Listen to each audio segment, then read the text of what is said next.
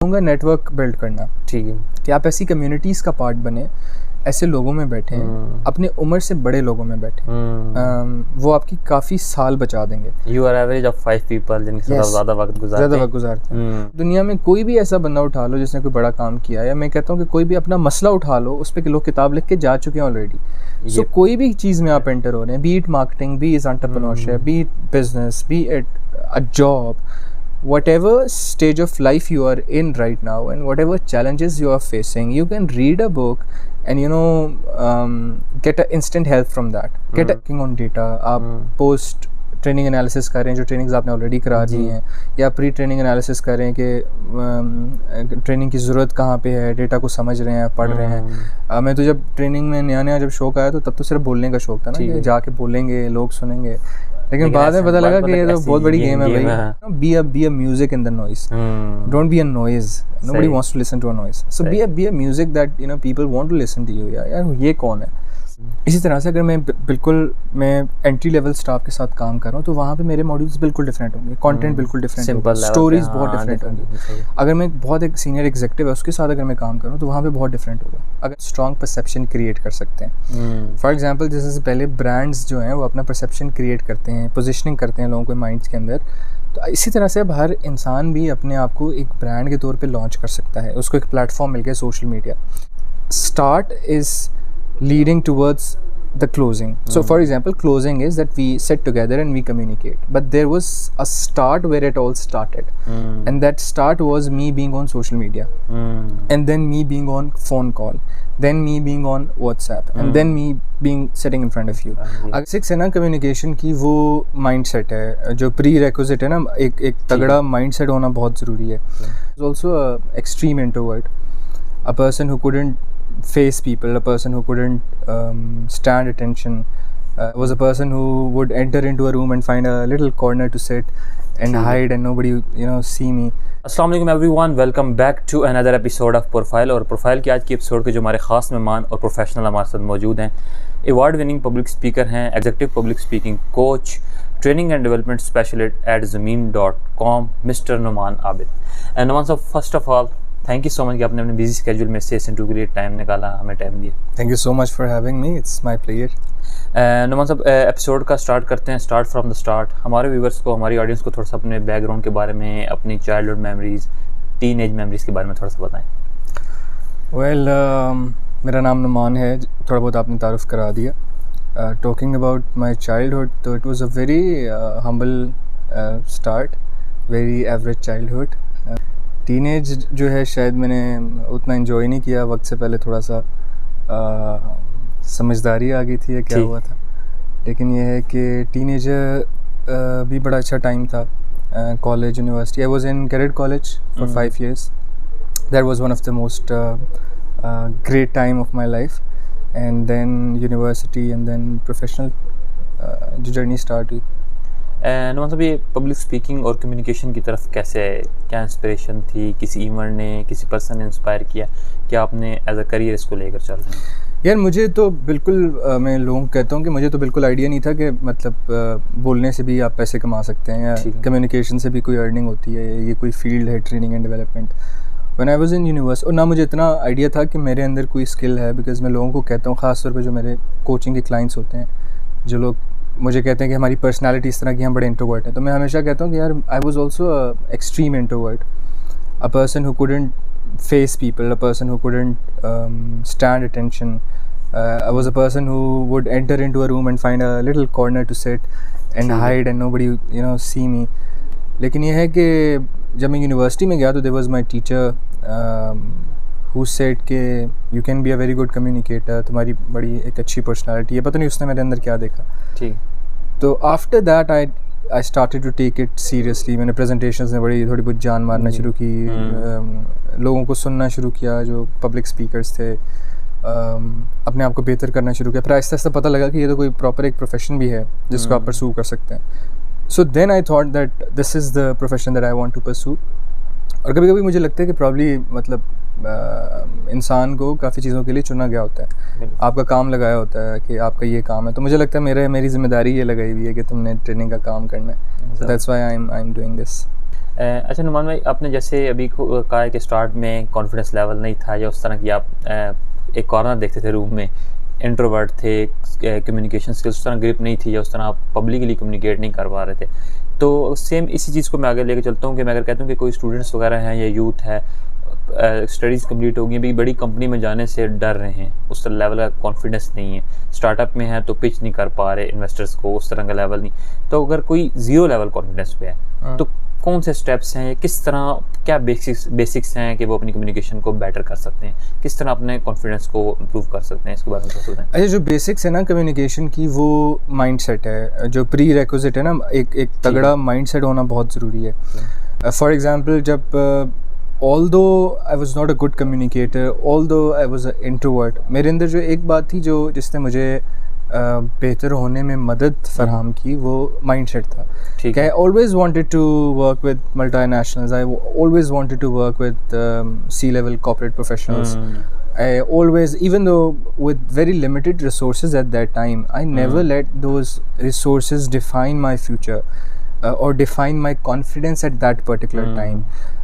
हमारे जो यूथ्स जो लोग अगर डर रहे हैं तो पहले तो माइंडसेट चेंज करने की ज़रूरत है कि भाई डर किस चीज़ से रहे हैं। ठीक है, आप जैसे लोग हैं जो इन इदारों में काम कर रहे हैं हर जगह पे, इवन मैंने काफ़ी सी लेवल एग्जेक्टिव्स के साथ काम किया है कोचिंग की इंटरवेंशंस के तौर पे, तो मुझे पता लगा कि कोई जितनी मर्जी बड़ी हैट उसने पहनी हुई है सी लेवल की या कोई बहुत बड़ा टाइटल वो ओन करके बैठा हुआ है, अल्टीमेटली सारे इंसान हैं, सबके कोई ना कोई मसाइल हैं, सबकी कोई ना कोई इनसिक्योरिटीज़ हैं। तो इसी तरह से डरना नहीं चाहिए इंसान को, क्योंकि कोई चीज़ उसके इख्तियार से बाहर नहीं है। Everything is in his capacity, if he or she wants to improve upon his skills, he can be at any place where he aspire to be. तो पहले तो वो डिज़ायर होना, वो जिसको नेपोलियन हिल भी बोलता है बर्निंग डिज़ायर, तो वो बर्निंग डिज़ायर बड़ी इंपॉर्टेंट है। जब तक वो डिज़ायर ही नहीं है, अगर मैं सोच ही नहीं रहा, विजुलाइज ही नहीं कर रहा ख़ुद को एक बड़ी जगह पे बैठे हुए देखते हुए, तो I would never be able to reach there. So first there has to be a very strong desire and there has to be a very strong will, and when there is fear बड़ा natural है, I understand कि natural होता है जी, लेकिन अगर वो आपको बड़े ख्वाब या बड़ा सोचने पे से रोक रहा है तो then it's something very frightening.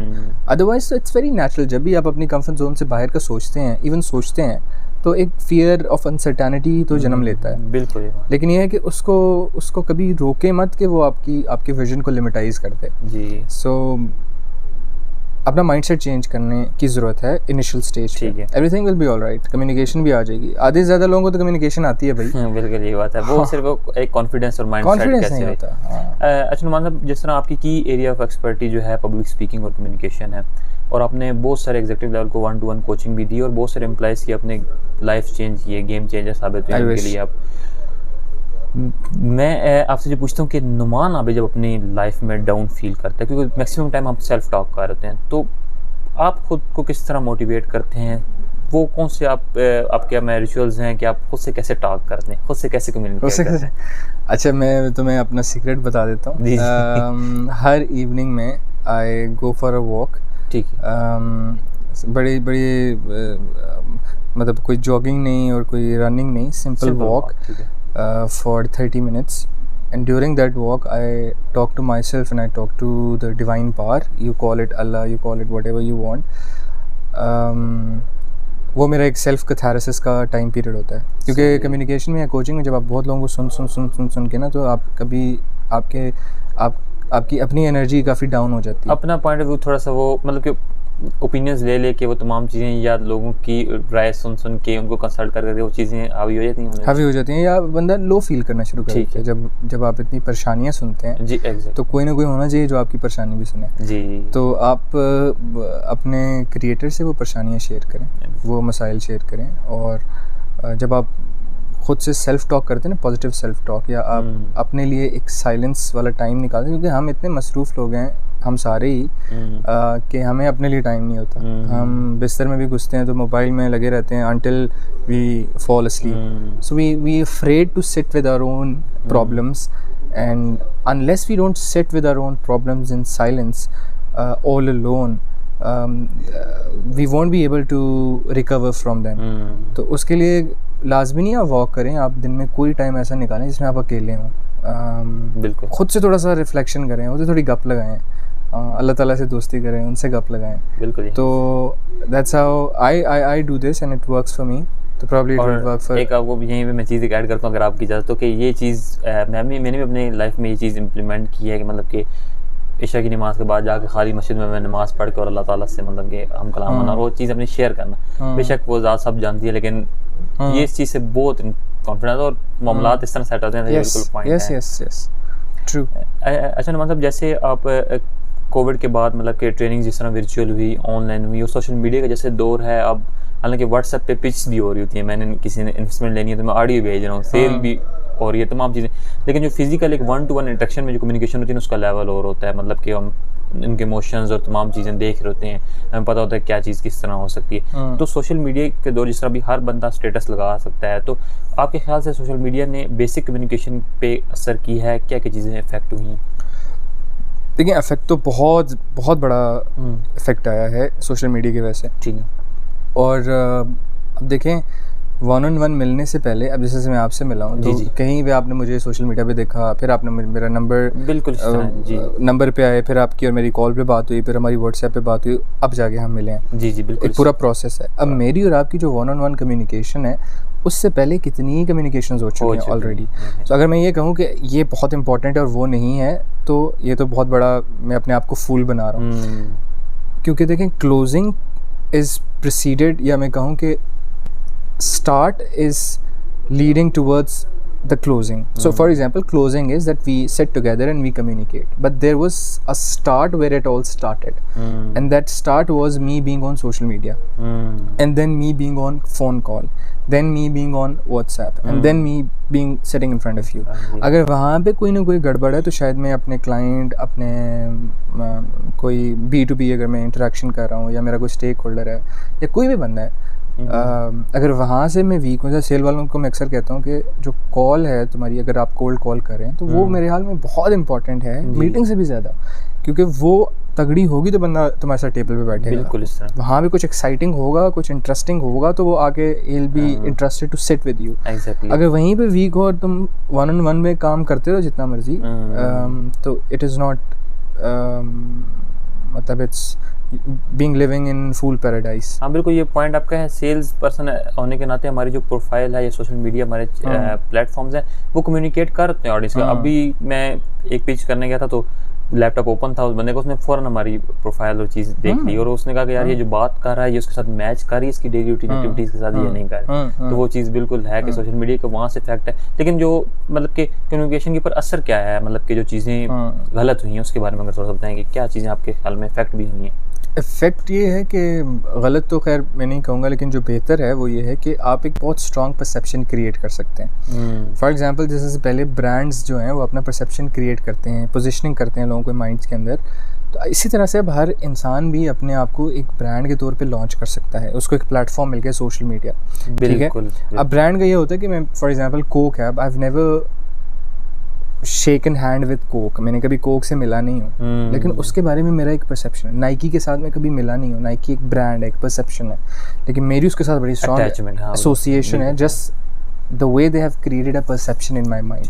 इसी तरह सोशल मीडिया ने अब मुझे और तुम्हें एक प्लेटफॉर्म दे दिया कि हम एक बड़ी अच्छी परसेप्शन क्रिएट कर सकते हैं, अपनी बहुत अच्छी प्रेजेंस क्रिएट कर सकते हैं सोशल मीडिया के ऊपर, जो कि बहुत ज़्यादा जो हमारा रेलेवेंट क्लाइंट है या हमारी टारगेट ऑडियंस है उस तक हमारा मैसेज इफेक्टिवली पहुंचाने में फ़ायदा देगी। जी। और देखो ट्रेनिंग में मैं एक टाइम पे मैक्सिमम कितने लोगों से इंटरेक्ट करूँगा? 50 लोगों से, अगर एक क्लोज रूम ट्रेनिंग है, या इवन मैं बहुत बड़े ऑडिटोरियम में भी कर रहा हूँ, 1000 बंदा आ गया, 2000 आ गया, 3000 आ गया, लेकिन सोशल मीडिया पे I can reach to millions of people with the same amount of effort, probably with less amount of effort I can reach to such a large scale।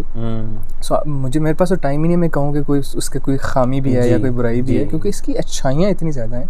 And Covid has made us realised कि इसकी potential क्या है। And पता नहीं अभी तक हमें शायद उस लेवल की समझ नहीं आई कि how much potential social media has, लेकिन फिर भी thanks to Covid, although there were a lot of bad things happened, but blessing in disguise से हो गया कि हमें समझ आ गई कि यार बहुत चीज़ें ऑनलाइन हम की जा सकती हैं जो शायद फिजिकल इतने रिसोर्सेज लगाने के बाद उतना इम्पैक्ट ना है जितना ऑनलाइन के जरिए आ सकता है। बिल्कुल। सो मेरे ख्याल में it has made life easier for everybody. अच्छा मतलब किसी न किसी चीज़ का कोई ना कोई फ्रेमवर्क ज़रूर होता है, मतलब कि अगर मैं कहूँ कि मैंने पब्लिक स्पीकिंग में अच्छा होना है, कम्युनिकेशन में अच्छा होना है, तो ये स्टेप्स हैं। जिस तरह एक आपने बता दी कि माइंड सेट बिलीव जो है ना खुद पे वो चीज़ है, तो इस तरह बहुत सारे स्टेप्स होंगे। तो अगर मैंने स्पीचेज सुनी हैं या मेरे माइंड में यह था कि यार नुमान आबिद बेस्ट कम्युनिकेटर है, ये चीज़ें, लेकिन इन रियलिटी तो हर इंसान में खामी तो होती है वो चीज़ें। तो अगर मैं उस ओवरऑल जो फ्रेमवर्क है या जो स्टेप्स हैं आपके माइंड में कि ये 10 स्टेप्स हैं, ये किसी ने अगर अप्लाई कर ली तो अच्छा कम्युनिकेटर बन सकता है, जिसमें कॉन्फिडेंस माइंड है जो भी है। तो आपके ख्याल से अभी करंट अगर मैं सिचुएशन में देखूँ तो आप किस ऐसे पॉइंट पे अभी आप भी स्ट्रगल कर रहे हैं कि यार पब्लिक को तो लगता है, मुझे लगता है कि यार इज़ अ बेस्ट बिजनेसमैन, ये अच्छा लीडर है, ये अच्छा कम्युनिकेटर है, लेकिन वो इंटरनली या वो स्ट्रगल कर रहा है अभी उस पर या सीख रहा है वो आप अच्छा, अगर मैं अपनी बताऊं स्ट्रगल, तो मैं तो लोगों को मतलब लोग मानते नहीं हैं कभी कभी, लेकिन मैं हमेशा कहता हूँ कि एवरी डे आई स्ट्रगल। जितने मर्जी मैं अवार्ड्स जीत चुका हूँ या जितने मर्जी लोग मुझे कहें तुम बहुत तगड़े स्पीकर हो, लेकिन I always struggle whenever I'm trying something new, क्योंकि every day there are new people, every day there is a new audience. For example, अगर मैं सेल वालों के पास जा रहा हूँ और वो एक ख़ास चीज़ बेचते हैं, for example वो FMCG के सेल्स वाले लोग हैं, तो उनकी रूटीन बड़ी डिफरेंट है। उनके लिए जो मैं कंटेंट लेके जाऊँगा, उनके साथ मुझे जो अपनी रेपट बिल्ड करनी है वो बहुत डिफरेंट लेवल पे आके करनी है। ऑन दी अदर हैंड, अगर मैं हाई टिकट सेल वालों के साथ ट्रेनिंग कराने जा रहा हूँ, तो वहाँ पे मुझे बहुत डिफरेंट तरह का मॉड्यूल बनाना है, डिफरेंट तरह की कम्युनिकेशन।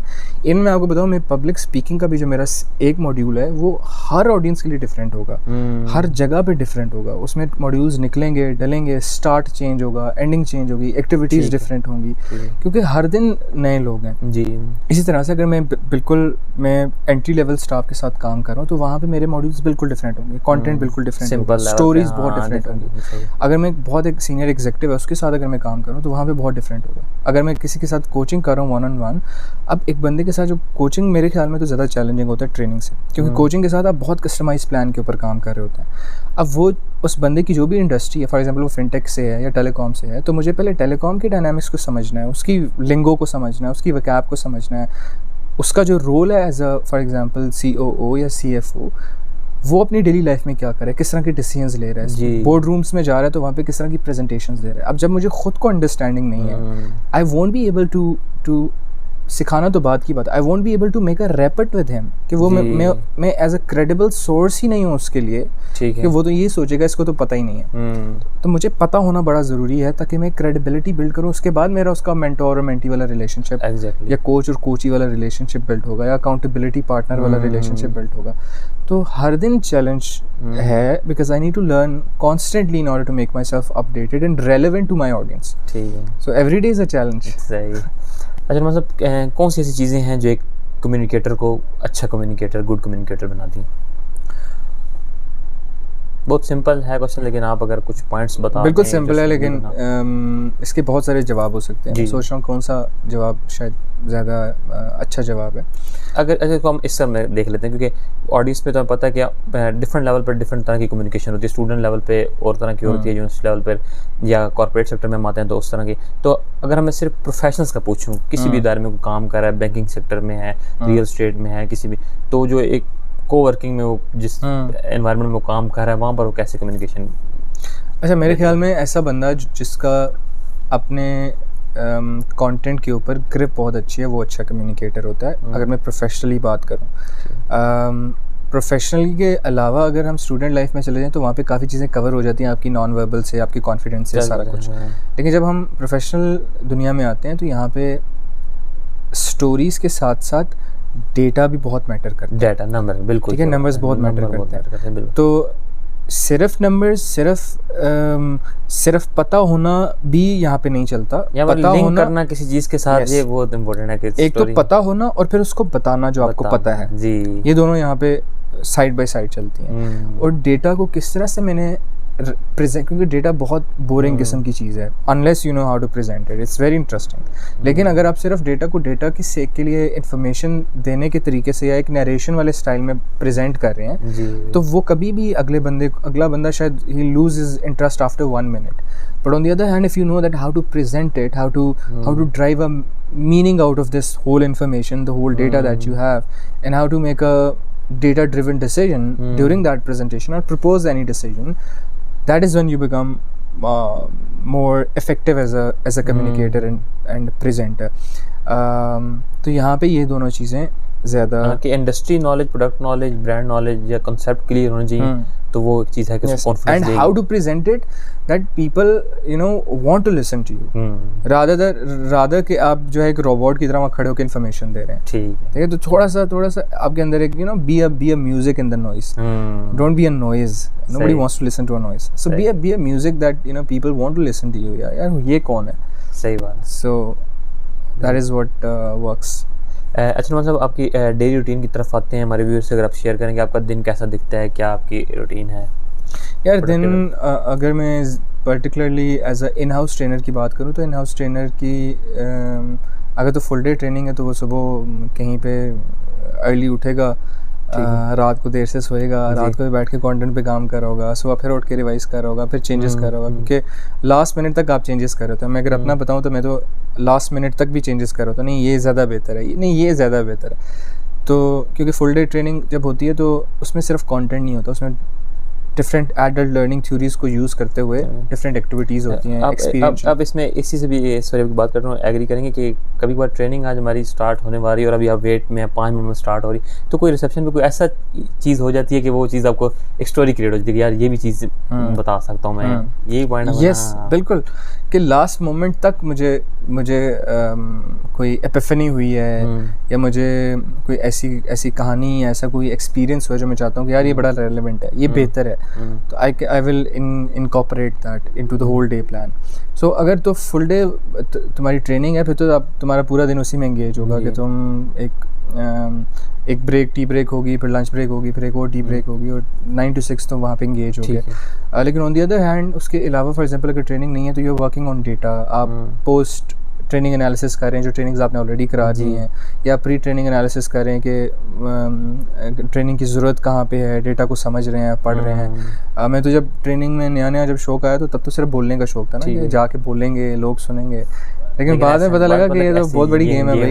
हाँ ये क्योंकि स्टूडेंट लेवल तक मैं ये कहता हूँ कि अगर किसी यूनिवर्सिटी के ऑडिटोरियम में कर रहे हैं तो हमने जस्ट थोड़ा सा भी डाटा के साथ उनको मोटिवेट कर दिया तो इनफ. कॉर्पोरेट सेक्टर में जब नंबर रियलिटी चीज़ें शो ना की तो उसका नहीं. अच्छा मतलब ये तो आपने अपनी प्रोफेशनल बता दी, थोड़ा पर्सनल प्रोडक्टिव हैबिट्स बताएं कि आप अपनी वर्किंग किस तरह करते हैं, आप मतलब कि लाइक उसमें क्या चीज़ें आपकी हैबिट्स हैं जो आप थ्रू द करियर भी लेके चल रहे हैं और जो आपको बहुत हेल्पफुल रही हैं.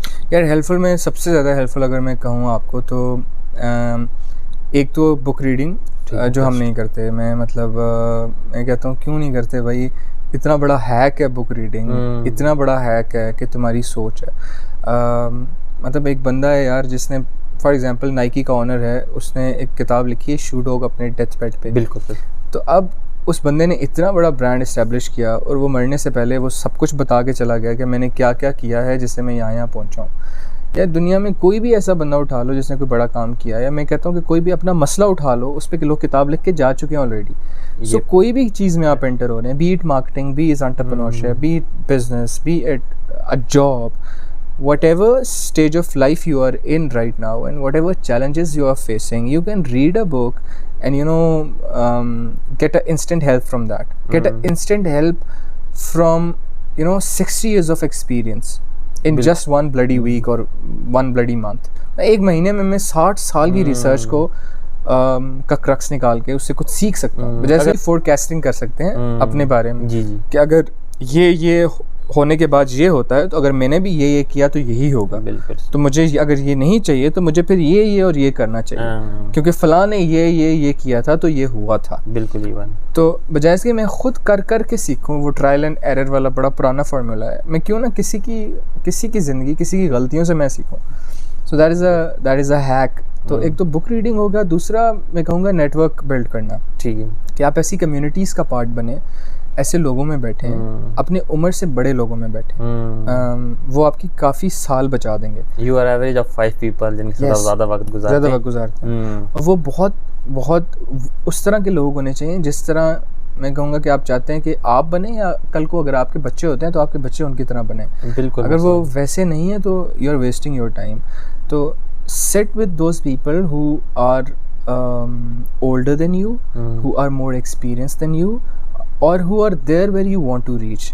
Now again, किताबों की तरह ये भी बहुत बड़ा हैक है. अगर तुम उन लोगों के साथ बैठो जो ऑलरेडी वहाँ पे हैं, जिन्होंने 50 साल 40 साल अपनी ज़िंदगी के लगाए एक प्रोफेशन में, तो वो तुम्हें तुम्हारे 5-6 साल तो एटलीस्ट सेव कर लेंगे. जो काम तुम गलतियाँ 5-6 साल करोगे वो तुम्हें पहले बता देंगे कि ज़िशान साहब आपने ये काम नहीं करना. अच्छा, वो बताएं ना भी ना तो अगर हम उनके साथ उनकी अप्रेंटिसशिप में हैं तो हम ऑब्जर्व भी कर लेंगे. ऑब्जर्व कर लोगे. अच्छे ट्रेनर्स के साथ आप जिस तरह कमरान अजीज साहब के साथ मेरा इंटरव्यू था तो कुछ चीज़ें उन्होंने मुझे डायरेक्टली नहीं बताई कि यार ज़िशान आप ये स्टेप लो, लेकिन वो जब प्रेजेंट करते मुझे अंदाज़ा होगा था कि यार ये पॉइंट मैंने निकालने हैं, ये चीज़ें हैं. तो ये जैसे अगर मैं ट्रेनिंग की एग्जांपल मैंने वैसे दिए तो अगर ओवरऑल हम देखें तो मेंटोर्स वाली बात आपने बहुत अच्छी की कि सिटिंग उनके साथ होनी चाहिए. तो मुझे ये बात समझ आ गई थी. तो मैंने जो जितने भी अच्छे बाबे थे, ठीक है, उन सारों की शागिर्दी, उन सारों के घोड़े पकड़ लिए थे मैंने. और वो नुमान साहब आपकी प्रोफाइल से या आपके काम से या आपकी वो चीज़ फिर नज़र आती है, मतलब उनका अक्स आता है. I hope that. जी. तो ये 2 चीज़ें हैं मेरे ख्याल में जो मैं प्राउडली कह सकता हूँ. बाकी फजूल एक्टिविटीज़ तो मेरे हाल में बताने की ज़रूरत नहीं. अच्छा नुमान साहब, जिस तरह आपने अपनी रूटीन के बारे में बताया, आपसे अगर मैं पूछूं कोई बुक्स हो गए, ऐप, वेबसाइट्स, वेब सीरीज़ भी हम कह सकते हैं, या कोई कंटेंट जो आप अगर यूथ को रिकमेंड करते हैं जिनसे उनकी पर्सनल ग्रोथ भी हो, प्रोफेशनल ग्रोथ भी हो, तो वो क्या होंगे? बुक्स कौन सी होंगी? बुक्स तो बहुत ज़्यादा हैं यार. कोई जेनेरिक. हाँ, जेनेरिक जो लेटेस्ट आपने किसी को गिफ्ट की हो. द सीक्रेट बहुत अच्छी किताब है. द सीक्रेट एक बहुत अच्छी किताब है जिससे आपका एक बहुत पैराडाइम शिफ्ट आएगा. ठीक है. थिंक एंड ग्रो रिच, ठीक है, बहुत ज़बरदस्त किताब है. The magic of thinking big is a very good book. उसके अलावा डेल कार्नेगी की किताबें मैंने बहुत शौक़ से पढ़ी हैं. डेल कार्नेगी के बारे में ये है कि वो पब्लिक स्पीकिंग कम्युनिकेशन के ही यूज्ड टू बी द. जी, मैं ये पूछने लगा था कि कम्युनिकेशन पे अगर कोई रिसोर्सेज आप डेल कार्नेगी शेयर करना चाहें. Dale Carnegie is one of the author's जिसके अभी तो खैर डेल कार्नेगी का एक इंस्टीट्यूशन भी है पब्लिक स्पीकिंग का. उसके अलावा टेड के जो CEO हैं उनकी एक किताब है टेडेक्स के नाम से. आई डोंट नो कि उसका वो सब टाइटल क्या है, ठीक है, लेकिन वो आपको मिल जाएगा. तो वो बहुत अच्छी किताब है पब्लिक स्पीकिंग पे. उसके अलावा अगर वेब सीरीज़ की बात करूं तो मेरे माइंड में भी जो आ रहा है वो है I am not your guru by Tony Robbins. So basically वो उसका जो डॉक्यूमेंट्री है that is a very effective documentary. वो देखी जा सकती है. वो उस ट्रेनर्स के लिए है कि सिर्फ ये नहीं, ट्रेनर्स के अलावा भी मैं ट्रेनर के अलावा भी लोगों को जो लगता है, शायद मैं गलत भी हूँ, लेकिन लगता है कि यार ये तो सिंपल, ये कोई इंडस्ट्री को समझते नहीं पाकिस्तान में ना कि ट्रेनिंग एंड डेवलपमेंट की इंडस्ट्री. लेकिन अगर वो डॉक्यूमेंट्री देख जाए ना कि लाइक जिस तरह मूवी शूट हो, इतनी टीम रिक्वायर्ड है, इतना कैमरा वर्क और प्रॉपर सेटिंग. आप उसको उस एंगल से देख रहे हैं ना क्योंकि आपको उस तरह के शौक है शायद. लेकिन अगर एक नॉर्मल बंदा उसको देखना चाहे और मतलब जिस तरह से वहाँ लोगों के एक्सपीरियंसेस शेयर हुए हैं कैसे they have changed themselves within a days. अब लोग कहते हैं ना चेंज वो है, वो मुश्किल है, मैं तो हूँ ही ऐसा, मैं तो बड़ा शाय हूँ, मैं तो बड़ा इंट्रोवर्ट हूँ. सो if you have a very strong, again back to where we started, if you have very strong desire to change is very much possible. I know that is a difficult part to move on, but it is very much possible. और उस documentary में वो दिखाता है life के how people are changing. वो एकदम से एक इंट्रोवर्ट बंदा इतना आउटस्पोकन हो जाता है, क्या होता है. That is a very interesting documentary. अच्छा, आज के नुमान आबिद ने 2015 या 16, 5 साल पीछे हम चले जाते हैं, उस टाइम के नुमान आबिद को एक एडवाइस करनी तो क्या होगी? डरना नहीं है कभी. उस टाइम आपको था डर थोड़ा कुछ चीज़ों का जो अभी आपको महसूस हो रहा है कि यार वो उस नुमान आबिद को डरना नहीं चाहिए था उन पोजीशंस पे है कि अपने गट पे ट्रस्ट करना चाहिए. मुझे लगता है कुछ सालों के अंदर मेरी रियलाइजेशन हुई है कि अक्सर हम बहुत ज़्यादा ना एक्सटर्नल वैलिडेशन ढूंढ रहे होते हैं. मुझे पता है मैंने ये करना चाहिए मुझे, लेकिन मैं कह रहा होता ज़िशान से भी पूछ लेता हूँ यार, वो नुमान साहब से एक दफ़ा कंफर्म कर लेता हूँ यार मैं करने लगा हूँ, करूँ नहीं करूँ, अभी वो फ़लाने साहब से भी पूछ लेता हूँ और रिश्तेदार से भी पूछ लेता हूँ. तो साथ में ज़िशान को ले गया हूँ यार आज जूते लेने जाते हैं, ये फ्रेंड्स में अब मुझे जूता पसंद आया, मैंने ज़िशान की तरफ देखा, ज़िशान ने कहा नहीं यार, तो मैंने फ़ौरन से वापस रखा. हालांकि पसंद आया, हालांकि मुझे पसंद है. तो लेकिन कभी कभी ना हमारी जो गट फीलिंग होती है ना वो बड़ी स्ट्रांग होती है. वो हमें बताती है कि this is what you should do. इसके बारे में अल्केमिस्ट का जो ऑथर है पोलो कोएल्हो, वो कहता है कि universe is always giving you hints. and your gut is always speaking to you. You know what is right for you. Soul call मतलब कि यस, जो सोल कॉल होती है कि आपको पता है तुम्हारे लिए क्या ठीक है. अगर तुम्हें पता है, लग रहा है कि वो ठीक है, डू इट. अगर गलत भी हुआ तो तुम उस डिसीजन को ओन तो करोगे. देखो, वर्स्ट केस सिनेरियो है तुमने अपनी गट पे बिलीव किया और तुमने वो कर दिया जो तुम्हें लग रहा था तुम्हारे लिए सही है. रिजल्ट क्या आया कि you fail flat on your face. ठीक है, ऑपोजिट आ गया. अब देखो, तुम्हारे जो बहुत ज़बरदस्त बात हुई है वो ये हुई है कि तुम्हारा जो डिसीजन मेकिंग का मसल है वो स्ट्रॉन्गर हो गया पहले से. क्योंकि हमें अभी तक फैसला लेने की आदत ही नहीं है, वो मसल ही बिल्ट नहीं हुआ कि हम अपने फैसले खुद लेना शुरू करें. हम ना अपनी ट्रेनिंग्स में भी ये चीज़ बिल्कुल चॉइसेस का लाइक हमारे स्टूडेंट्स का ये लेवल है. बड़े डिसीजन की तो हम बाद में बात करते हैं. अब लाइफ पार्टनर उठाना है, करियर उठाना है, ये तो बात की बात है. छोटा सा ही फैसला है ना, यहाँ से बिल्ड होता है. मतलब कि एक मैं एग्जांपल देता हूँ, अगर आपकी इजाज़त हो आप में से मास्टर एक्सपीरियंस कि अगर हम किसी बुक शॉप पे गए हैं और हमने पेन का कहा है, तो अगर से पूछते हैं कि कौन सा पेन, हम कहते हैं कोई भी दे. वहाँ पर ये टाइम था कि हमने अपनी चॉइस उसके हाथ में दी. वहाँ पर चॉइस मैंने कहा इस तरह का पेन यार, उसकी राइटिंग इस तरह की जिससे मैं अपनी पसंद. तो छोटी छोटी चॉइसेस हैं. मैंने मेरे ख्याल में ये जो है ना, ये ज़्यादा आपके घर से भी आता है कि, और पेरेंट्स को यहाँ पे मैं एड्रेस करना चाहूँगा कि आपको अपने बच्चों को ना कुछ फैसले लेने की लेने की इजाज़त देनी चाहिए. क्योंकि हमें तो शुरू में ही कह दिया कि नहीं, बड़े बात कर रहे हैं, अभी तुम बाहर चले जाओ. हमारे सारे फैसले उन्होंने लिए. जब सारे फैसले उन्होंने लिए, हमारे कैरियर का भी फैसला उन्होंने ले लिया, हमने पढ़ना किया वो भी उन्होंने फैसला लिया. अब जैसे मैं यूनिवर्सिटी से बाहर निकला हूँ, मेरे से एक्सपेक्ट किया जा रहा है कि अब अपने फैसले मैं लूँगा. भाई, मैं 24 साल अपने फैसले नहीं लिया, अब मेरे से क्या एक्सपेक्ट कर रहे हो मैं फैसले लूँगा अपने. तो अभी भी मैं इधर उधर ढूंढ रहा होता हूँ कि अब मैं क्या करूँ, मैं ये करूँ ना करूँ, ये करूँ या वो करूँ, कौन सा कैरियर चूज़ करूँ. नुमान भाई, करियर की तो मैं कहता हूँ नेक्स्ट लेवल बात है. हम ये सोच रहे होते हैं कि यार कल ये पहनूँ ये पहनूँ. हाँ, फिर पूछ रहे होते हैं जाके, यार ठीक मैंने फैसला लिया है, मतलब सही है, अच्छा लग रहा है. एक ने भी कह दिया नहीं अच्छा लग रहा, तो मैं मेरी पर्सनैलिटी वहीं पे जीरो. तो एक ऐसी स्ट्रॉन्ग पर्सनैलिटी आदमी होता है ना, उसको अपने फैसलों पे ही owns it. Whatever decision he takes, even it is a worst decision, he owns it that alright, I made a decision and I learned from it. So at least बुरा फैसला भी लें, फैसले लेना शुरू करें ताकि आपका वो मसल स्ट्रांग हो. और फ्यूचर में फिर आप देखें, ये सारी वो नंबर्स की गेम है ना, गलत लोगे फिर सही पे आ जाओगे. बिल्कुल ये बात. फिर सही लोगे, फिर बीच में 1-2 गलत लोगे, फिर उनसे सीख के और बेहतर फैसले लोगे. तो एटलीस्ट उस जर्नी पे स्टार्ट तो करें, एवरेज अच्छी हो जाए. हाँ, तो ये नसीहत करूँ. बिल्कुल. अच्छा नुमान भाई, again thank you so much कि आपने टाइम निकाला. और आपसे जितनी मेरी मुलाकात हुई हैं, कम्युनिकेशन, अगर मैं एक पिन पॉइंट करूँगी कम्युनिकेशन के बारे में, तो हर बार कुछ नई सीखने को मिला. तो अभी मैंने बहुत कुछ सीखा है. उम्मीद करता हूँ हमारे व्यूवर्स भी इस इंटरव्यू से बहुत कुछ सीखेंगे, जो स्टूडेंट्स देख रहे हैं, एम्प्लॉइज़ देख रहे हैं. और इंशाल्लाह मिलते हैं नेक्स्ट एपिसोड में. तब तक के लिए अल्लाह हाफ़िज़. Thank you.